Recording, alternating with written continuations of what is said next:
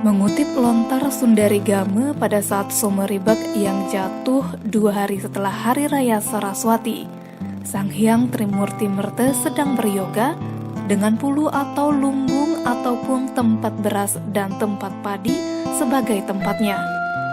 Pada hari Someribak ini, umat Hindu di Bali disarankan memusatkan perhatian kepada rasa syukur atas keberadaan pangan. Pada saat inilah berbagai pantangan dilakukan. Penghormatan terhadap pangan ini dicerminkan dengan melaksanakan tindakan-tindakan khusus terhadap padi dan beras.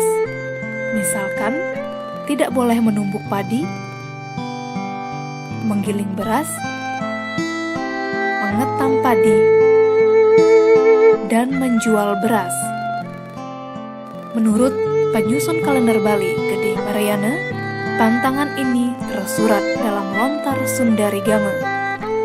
Bahkan yang melanggar pantangan ini dinyatakan akan dikutuk oleh Dewi Sri yang menyebutkan Ikang Wang Tan Wenang Anambuk Pari, ngadol beras, katemah, dan nira batare Sri.